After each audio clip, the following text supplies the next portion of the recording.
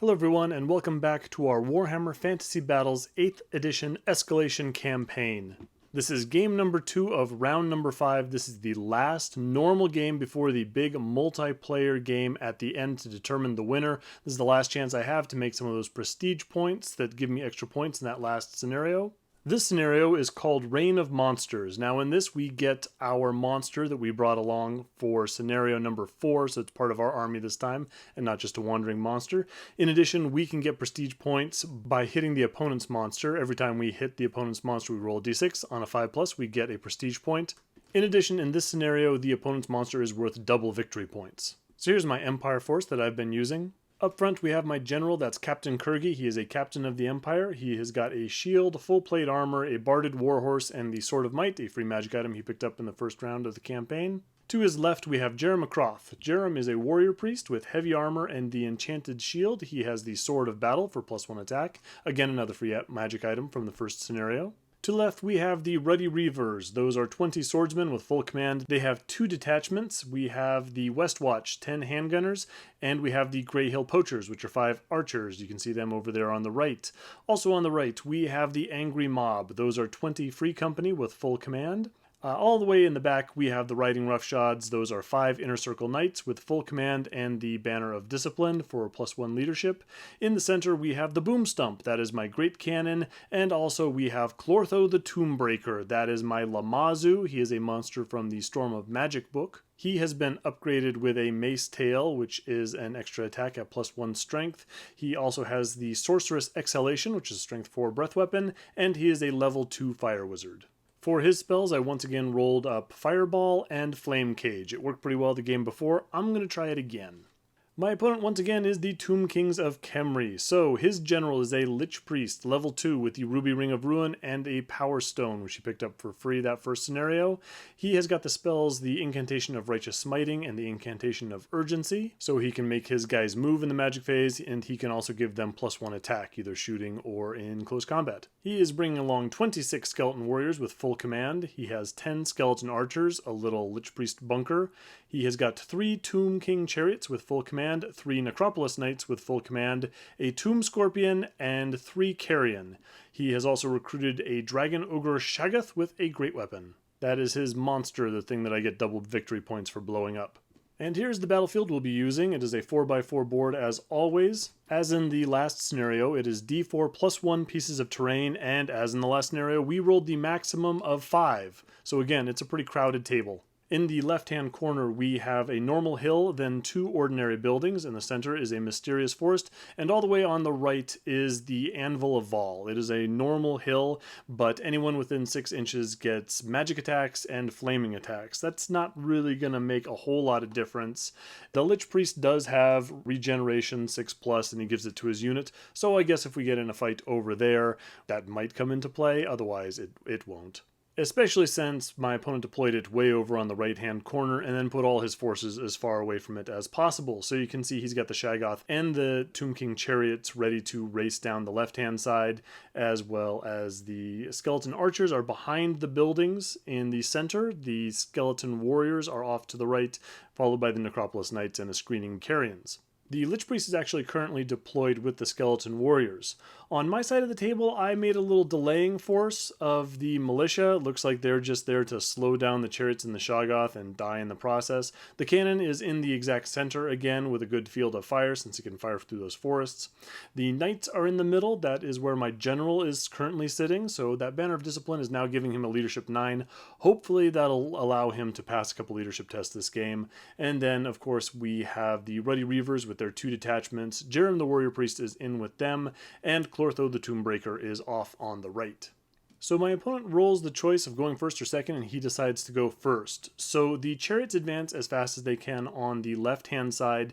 The Shaggoth is getting a little bit penned in by those guys, but he's keeping pace just a bit behind. The archers have moved into that far building. Skeleton warriors then advanced alongside those buildings, and the Necropolis Knights and the Carrions just hold their position. Like last game, my opponent is not keen on having his monster jump right out in front of my cannon, so he is actually hiding behind that building waiting for a better opportunity to come out. In the magic phase, my opponent manages to cast Righteous Smiting on the archers, so they're going to get an extra bow shot this round, and that's about it. So we move on to the shooting phase, and the chariots string their bows and manage to pick off one of my free company. More substantially, the archers in that building go a little bit crazy, and they manage to kill off all of my screening archers, the detachment in front of the Ruddy Reavers. So they're all dead, and so I need a panic test on everyone around them. And Jerem and the swordsman flee. Now, they only flee a tiny distance. I may have rolled a double one on those guys. Still, that doesn't really help my battle line. It's better that they fail it now rather than later, but I do need to rally those guys if I want to have a reasonable battle line when these skeletons come charging in. So it is my turn. I don't have any charges to declare right now, so we go on to the rally phase. I do manage to rally Jerem and the swordsman. I've got a 10 or less with that musician in the unit, so that was pretty likely, but I'm happy I did that nonetheless. I've got a cannon and a bunch of handgunners, also the Lamasu's magic, so I don't feel like I really need to rush into this undead line, so I'm going to hold my position for the most part. The Lammasu is going to go and move left into the center of my battle line. We're going to try and do basically what we did the last game in the magic phase. Other than that, everyone kind of holds their position. So just like last game, I go and cast the really big fireball. So the max level, 48-inch range, 3d6 strength 4 hit fireball on the archers. Now I want to do what I did last game again. I want to just pick off my opponent's ranged threats. So I want those archers gone because frankly, getting all my archers killed off by those guys in the first round kind of scared me. So I go and roll up a bunch of hits, but this should be even better because they are in a building, and since I've got flaming attacks, I get to reroll to wound, but the rolls don't really come up. I do manage to kill off 7 of the archers, but with undead, they can always come back, so that isn't as great as I would have liked. On the other hand, I didn't miscast doing it, so there is that. The cannon takes aim at the chariots and misses, and the handgunners, a couple of them can actually fire at the carrion. It's a really hard shot since they are skirmishers at maximum range, and they don't do any damage either. So it's back to the Tomb King's turn, and they are on the move. So again, the chariots and the Shaggoth creep forward. The 3 remaining archers from that far building exit the building, and they go off on the left-hand side. The Lich Priest and the Skeleton Warriors go and enter the closer building. The Necropolis Knights get moving. They shuffle forward, and the carrion go and screen them over on the right. Also, my opponent decides to place the marker for where the Scorpion arrives. He does manage to arrive, so he's tunneling up this round, and he places the marker near my cannon. He does deviate off of that point, and he actually goes like kind of a far distance, entirely off the table. Now, at the time, we had a little bit of a question. We couldn't figure out if that meant that he'd suffer a mishap on the chart because he couldn't be placed, or if you treat the edge of the table like impassable terrain. We couldn't find an answer in the FAQ really fast, and so we just kind of, I don't know, we came to a decision somehow, and we decided that we're going to treat the table edge like impassable terrain, and so the Scorpion appears 1 inch away from it. We probably just rolled a d6 to determine that. In retrospect, I think we probably did that wrong. I went and reread the rules, when we're not in the middle of the game and all that kind of thing, and I strongly think that it probably should have just rolled on the mishap chart. The wording is something like, if you can't place the model in the position that the token ends up, then that's what you do, and really going off the table seems like that would be a pretty clear case of that. But at the time, you're shuffling through books, you're trying to get on with the game, this is probably going to be fine, but it does mean that Scorpion ends up in a really nasty position. I don't have anything that can charge it right away, and it is looking to eat any number of things, really. I don't have the option of moving that cannon to a safe place like I did the last game, so this could be some trouble. In the magic phase, the Lich Priest gets thing going by starting off with the Ruby Ring of Ruin. He's going to blast away some of my shooting potential. He's going to kill off 2 of my handgunners. Unfortunately, they passed their panic test. Then my opponent goes and casts the Incantation of the Desert Wind. So everyone within 12 inches gets a move. The chariots stay where they are. They don't want to get charged by my free company. And he continues to do sort of a building shuffle with his archers and his warriors. The warriors exit that first building and are kind of heading in the wrong direction. They're headed towards the upper right there. The archers go and enter that first building. They also get to regrow 2 of their number because it is an augment that is cast on them, and that is what the lore attribute of the Lore of Nehekara does.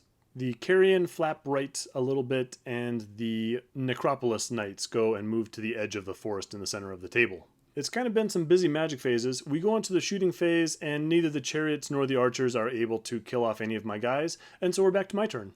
So here we are at Empire turn 2, and I have a number of problems. The right-hand flank is actually okay, but those chariots and the Shaggoth are really storming towards my lines really fast, and of course I have this Scorpion right where I don't want it. So I don't like my odds of actually making a charge with the Free Company into the chariots, but on the plus side, that Shaggoth is currently kind of stuck. So there's not really a good way for him to squeeze through the gap between that first building and the chariots. So I decide my best shot is to slow him down, just jam up that whole left-hand side. And to do that, I'm going to move my Free Company up. I'm going to basically get them killed. But hopefully, while the chariots are killing off the Free Company, they're basically stuck. They don't get to move very far. The Shaggoth has to go around or find some other way to get where he needs to go. I'm doing a delaying action with these peasants. I hope they can forgive me. I decide I might have to move a little bit more aggressively on the right-hand flank while I've still got a reasonable amount of strength there. I move the swordsman up towards that forest. I'm kind of trying to tempt a charge with those Necropolis Knights. I don't think the Necropolis Knights are going to win real fast, and it wouldn't be terrible if I forced them to make a couple dangerous terrain tests going through that forest on their way in. I also have the handgunners who can do a supporting fire when that charge arrives. More importantly, I need to deal with that Tomb Scorpion. So Clortho is going to move off to the right and he's going to clear the way, and I require Captain Kirgy to pass a leadership test, because what I have decided I need him to do is I need him to swift reform and move right in front of that Tomb Scorpion and try and block that guy from eating my cannon. So fortunately, Captain Kirgy gets his act together for once, and he actually reforms the knights, and they go and move right in front, as you can see there. So that should keep that cannon safe for a little bit. It does mean that they are super out of position. I would have loved if those knights could have stayed by those swordsmen to support against the Necropolis Knights, but I got to deal with what's in front of me, or more specifically, what's behind me and right about to eat my artillery. Sadly, it doesn't look like I actually managed to cast any of my spells this round, so that magic phase is a bust. We go into the shooting phase, and the handgunners put one wound on the carrion, which is maybe a little disappointing. Even more disappointing, my cannon goes and fires on those chariots, which are about to thunder into my Free Company, and I do manage to hit, but I roll a 1 to wound. So the chariots are completely unhurt. This wasn't a great round for me, but hopefully my guys can hold position. I'm happy with what I've done so far, sort of improvising a defense on the fly. At least currently I can concentrate on one threat at a time. They're not all going to charge me this round. The Necropolis Knights are still kind of far away. The Skeleton Warriors are pointed in the wrong direction. We've got the Scorpion and the Chariots, but at least either I like my odds or they're not chewing up the most valuable part of my force. That said, we are back to the Tomb Kings phase, and the first thing that happens is the Carrion go and charge into the handgunners. The Necropolis Knights declare a charge against the swordsmen, and I really luck out. They roll pretty badly, they do not make contact, they stumble into the woods and manage to take 2 wounds from the dangerous terrain, so that worked out great. Now I wish those swordsmen were pointed a little bit differently so that they could actually support those handgunners with their fight against the carrion. Naturally, the chariots are going to charge into the Free Company. I got a hold, this is the plan, I'm going to try and slow these guys down. The Shaggoth absolutely did want to join in that fight, but there just wasn't a way to make the wheel with the chariots going in as well. So in the remaining moves, the Shaggoth has to go and flank left with that giant axe of his. The skeleton archers once again leave the building, and so now they're in front of both of them, and the skeleton warriors with the Lich Priest go and turn around and are now facing back towards my lines. In the magic phase, the Lich Priest goes for a big righteous smiting, the big version where it's going to affect everybody nearby. He gets it, so immediately the Necropolis Knights are going to heal those 2 wounds they took from crashing through the trees. The archers are going to heal 2 more wounds on those guys, so 2 more skeleton archers pop up. And so the archers are going to fire at the Lammasu. They now have 7 skeletons, and they get 14 shots because of the righteous smiting, and they manage to put 1 wound on Clortho. In the Carrion handgunner fight, it doesn't go too badly for me. The Carrion go and kill off 2 of the handgunners, but one of the handgunners goes and bonks one of those giant undead vultures on the head and finishes it off. I did lose the combat, but because I'm within 3 inches of the parent unit, and the parent unit would be steadfast, I am as well, so we're going to hold on a steadfast 8. I mean, technically, actually, I would be steadfast anyway, because I do have a rank of 5 models and the Carrion don't, and I do get the leadership from the parent unit anyway, but regardless, we're sticking in the fight. And over on the left, that is a pile of dead Free Company. Okay, so the chariots thunder in and kill 8 of the militia, including the sergeant. They only take 1 wound in return, which is a drag. But on the plus side, I still have enough guys to be steadfast. I still got 2 ranks versus 1 from the chariots, and so I am steadfast. So I managed to hold on a steadfast 7. So now this delaying action is turning out even better because I'm holding them up a little bit longer than I normally would. Hopefully they can keep that going, or maybe even pull one of them down on their way out. That would be nice. So we're back to my turn, and I didn't actually mention this the round before, but what happened with the Tomb Scorpion was that it didn't like its odds of charging in to the knights. Now I was a little bit worried about this because it has Killing Blow, and so it could snip through my horse's armor, but it didn't want to do that. Instead, it wanted to try and get out of my arc of sight and still go eat that cannon.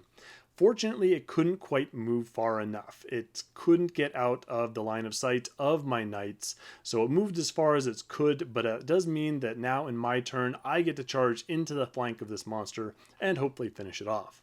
The Lammasu didn't like getting shot by an arrow, so he's going to go all the way to the right over on that side of the table over there.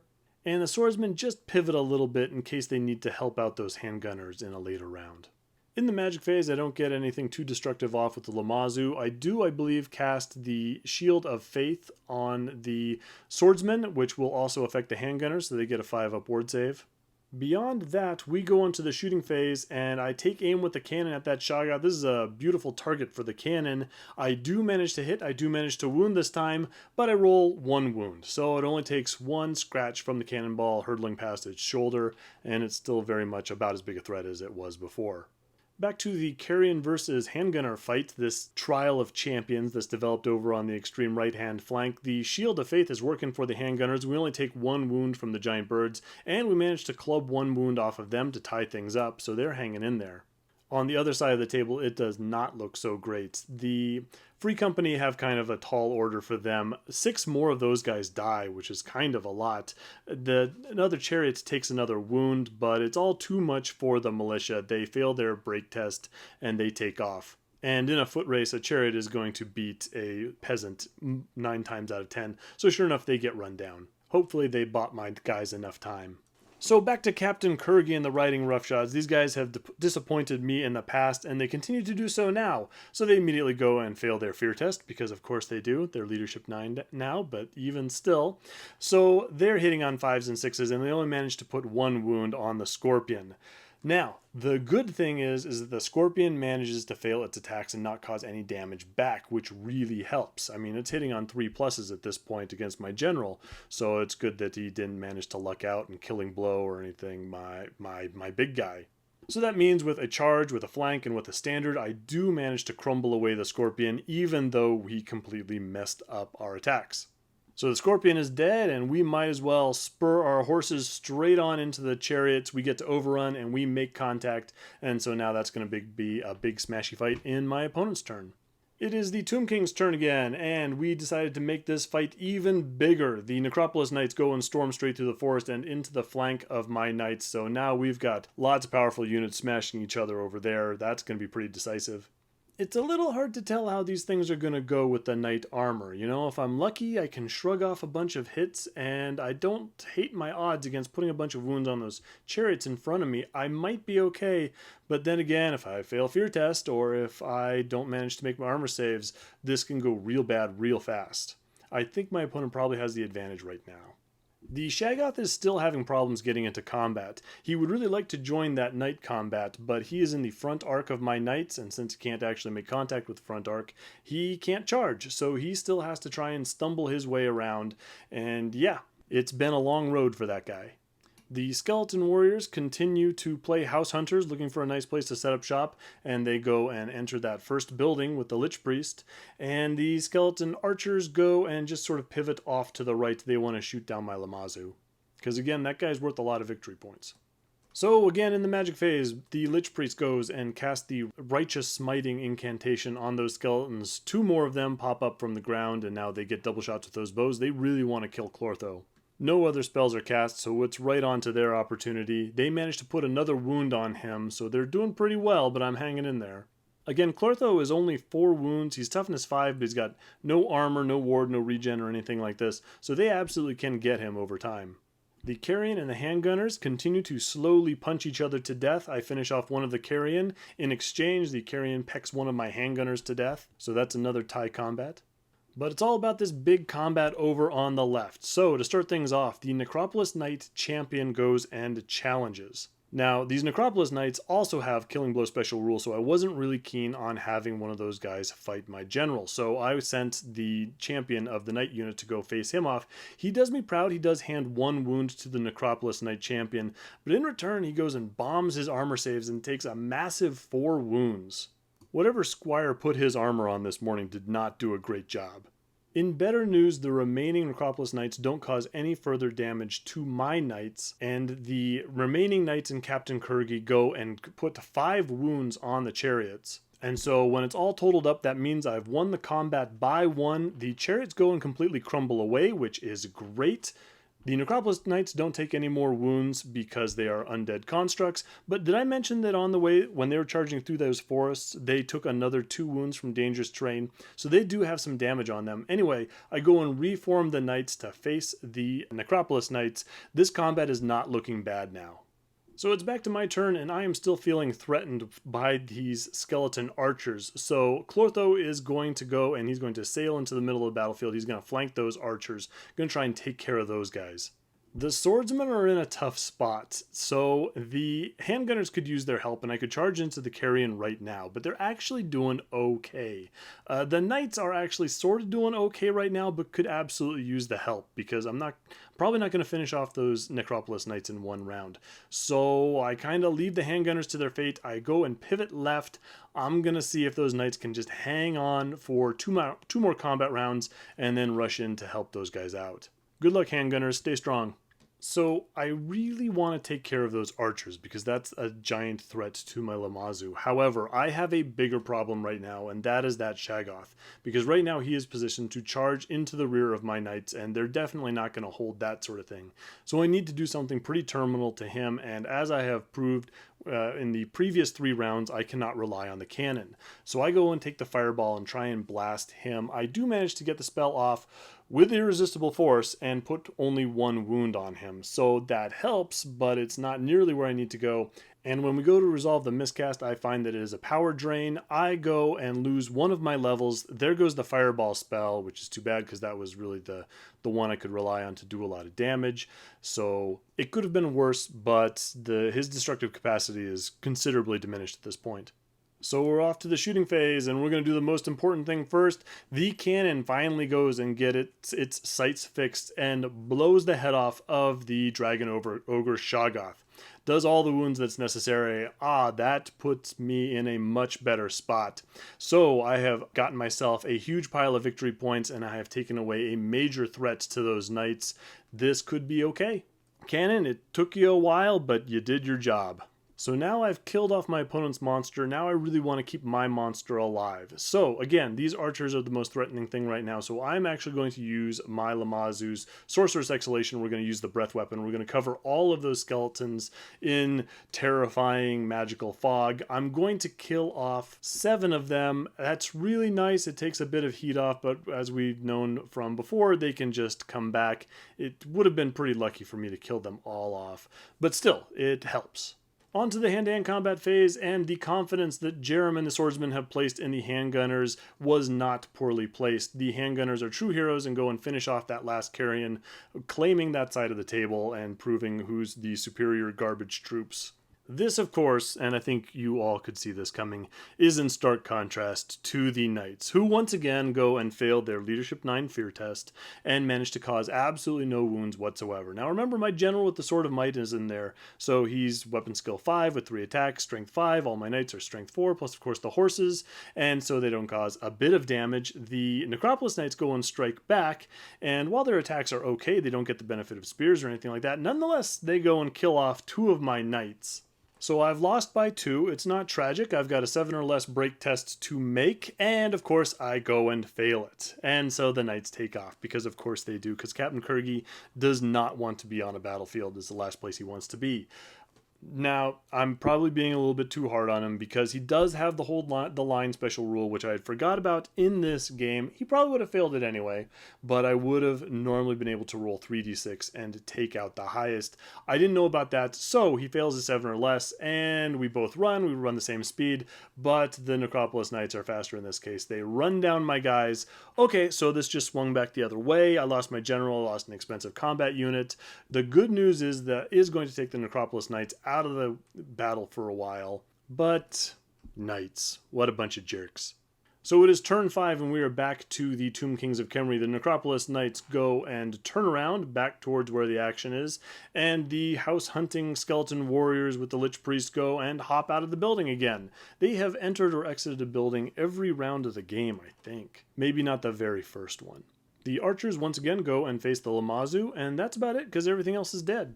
In the magic phase, I am desperately trying to shut down the Ruby Ring of Ruin, but we do have the Lich Priest go and cast the incantation of the Desert Wind. So that will regrow 2 of the skeleton archers. It will heal up those Necropolis Knights and also get them moving a little bit, but it's cast with irresistible force. So now that's my opponent's turn to have something bad happen, and it turns out it's the detonation one. So the small round template goes and blows up in the middle of the skeleton warriors, kills off 4 of those guys, and that happens after the spell effects are resolved, so they can't regrow. In addition, the Lich Priest himself goes and takes a wound, and so he is down to half health. We go on to the shooting phase, and those consistent skeleton archers go and pick another wound off of my Lammasu, so I only have 1 wound remaining on that guy. He is hanging on by a thread. I might have to have him go hide someplace safe. So it is my turn again, and I don't have any charges to declare right now, so I just need to pass a march test for the Lammasu because I need him to run away, which he thankfully does. So he goes and hides behind that back building. That is not the safest place because if any of those units can actually get into that building, they can still shoot at me. And I'm worried about the bows, and I'm worried about the Ruby Ring of Ruin on the Lich Priest. Also, he still has the incantation of the Desert Wind that allow his guys to move a little bit further, so there's that to look out for as well. So he is not completely out of harm's way. The remaining Empire units go and form up into a firing line to hold off the remaining undead units as best as we can. In the magic phase, I cast some prayers, doesn't matter. And in the shooting phase, my cannon goes and vindictively blows up one of those Necropolis Knights. So it's the final turn for the Tomb Kings, and the remaining Necropolis Knights go and charge into the Great Cannon. Now, it's kind of a long charge to get into the swordsmen, and now that they had lost a knight, and one of them is still wounded from that dangerous train a while ago that didn't get healed back from the Desert Wind incantation, it would probably be a bad idea. Plus, the handgunners could go and stand and shoot, so they go for the easy points, and they go and eat my Great Cannon. The skeleton archers go and enter that first building. Now, they can't see the Lammasu from where they're at, but there's still the incantation of the Desert Wind, so they can exit the building again in the magic phase, and they would be able to draw a line of sight. Or even if we would allow it, they could simply hop from one building to the other. Either way, I have to stop that spell. The skeleton warriors and the Lich Priest go and touch towards my swordsmen and handgunners. In the magic phase, the Lich Priest goes right for the incantation of the Desert Wind, which I use my Dispel dice to get rid of. In return, he goes and says, fine, if I can't do that, I'm going to use the Ruby Ring of Ruin to blow up your handgunners, which he promptly does, kills off 3 of those guys. They do pass their panic, though. The archers go, and since they can't shoot the Lammasu, they're going to pick off the last of my handgunners, which they quickly do, and so now it's the swordsman which needs to make a panic test, and they do that as well. It's really just the knights that have the leadership problem. To no one's surprise, the Necropolis Knights eat the cannon and overrun off the table. So it is back to my turn. There's no way I can pick up any victory points from this. The swordsmen are too far away to make that charge. The Lammasu doesn't have anything safe for it to do. So we're not going to cast any spells. We're not going to cast any prayers. We're just going to say, all right, looks good. Game's over. We count the victory points, and I have won again. Again, I believe it would have been a tie if it weren't for me getting double victory points for killing off his monster and keeping my own alive. I was tempted in the round where I went and hid the Lammasu of just sending him in to the skeleton warriors to go and kill off that Lich Priest. The thing is, the Lammasu has a really bad initiative, so the skeletons would have struck at the same time, and I just didn't like my odds. I mean, I could pick up a couple hundred for the general and for the Lich Priest, but then I could be losing like 500 if those skeletons get their act together and manage to roll a 6 to wound that Lammasu and take its last wound away. So in the end, I decided that wasn't in my best interests. And so I went and hid like a big coward. But can't argue with success. So, again, the Great Cannon is a little bit powerful for a scenario that requires your opponent to take a big monster and gives you a whole bunch of victory points for killing him off. This is kind of an Empire force like I remember when I used to use my Orcs and Goblins to fight against the Empire. It was a very strong shooting line backed up with some either a lot of ranks or some hard-hitting knights that would shoot you and wait for you to come into range and then countercharge you. I'm not sure I love how this army plays. It is extremely effective. I've won both the games this round. They weren't bad games, but my army was very stationary, especially since the swordsmen are a little slow. They don't match up the movement of most of the rest of the force, and the knights are very unreliable. So a lot of it was me waiting and waiting and waiting, letting my shooting take an impact, and then maybe making a decisive move at one point or another with the knights. The swordsmen in both battles actually just held on to their victory points. It was really the handgunners that had the impact in the game. That said, they did hold on to their victory points very well. The opponents didn't really want to go into charge into something that could have any number of prayers cast upon it at any time, and also had so many numbers that it would be really hard for them to kill off, and of course there's the whole steadfast and the countercharge things. So yeah, they're not a bad bunker to try and convince your opponent to go maybe look for points somewhere else. The same with the big unit of skeletons. I was not keen to go charging into them. Big units of infantry are not bad in small points value games. They're hard to paint and they're really slow, but I think they're good. I was happy with my militia in this. They kept my opponent's strong left-hand attack from striking home at an inopportune time. Like, they all died, but they did hold up that Shaggoth and those chariots, soften up the chariots a bit too for the knights. So I was really happy about them. Again, I think having lots of terrain was a real double-edged sword for my opponent. On the one hand, it allowed him to shield his monster from my cannon for a long time, but it also meant that his guys were sort of moving around this terrain and it was kind of taking a while. Granted, the Tomb Kings are a bit more of a shooting army, so they can afford that sort of thing, and my opponent definitely had an idea in mind with those two buildings. For the life of me, I couldn't figure out what he was doing in the center of the table, but it actually was pretty effective. It was hard for me to find a way to pin down those skeletons and the Lich Priest, and I certainly had trouble killing off those skeleton archers. And the mobility is not bad. Hopping in and out like that, especially since the skeletons can still shoot at full effect when they do that, it looked crazy, but it worked. So as I said, this was the last normal game of the campaign. All said, I think the Empire has done really well. I don't feel like they've been just walking over the opponents. It's been a fight every time, but I think I'm coming out of this with the best win-loss ratio of the group. The Tomb Kings, I think, have the second best. I think they're dead even on wins and losses, which means that the demons have actually fallen behind a little bit. This is not what I would have predicted. If you asked anyone, if you had a 3-player campaign, you had demons, Empire, and Tomb Kings, you would have said, oh, well, demons first, Empire second, Tomb Kings last. But that's not how it worked out. So good for Warhammer. We are moving on to the final multiplayer game, which is going to determine the victor of this whole campaign. That hasn't been played yet. We had it scheduled, but of course we're in lockdown, the stay-at-home orders, and we're trying to be careful because we all have families. So as soon as that clears up, we're going to have that game day and I will get that battle report to you, but it will be a while out. This is also the first time in like a year that I've actually been caught up on my games as far as the battle reports go. Like this is the last game that I had played that I haven't done a battle report for now. And so now I can feel free to, maybe try some solo games or something like that, break out the Warhammer quest, kind of freeing up some of that hobbying time. My forces are painted for the next game. With all the prestige points that I have accumulated, I've got an extra 118 points to spend. I already have my army list figured out. The models are painted. So we're going to go up to 1,000 points, plus the monster, plus our prestige points, which in my case are about 118, which really is about where everyone else is. So it's not going to be a big advantage as far as that goes. The Tomb Kings and the Demons had some great fights where they're just pulling piles of victory points from these monsters or the Sorcerer's Portals or that kind of thing. I caught up a little bit with the painting. So really, it's going to be anyone's game on this last fight. So when that comes around, probably in a month or two, maybe, fingers crossed, be sure to check that out. If you've stuck with us this long, thank you for doing so. If you have any questions, comments, concerns, go ahead and leave them below, and I will see you on the next one.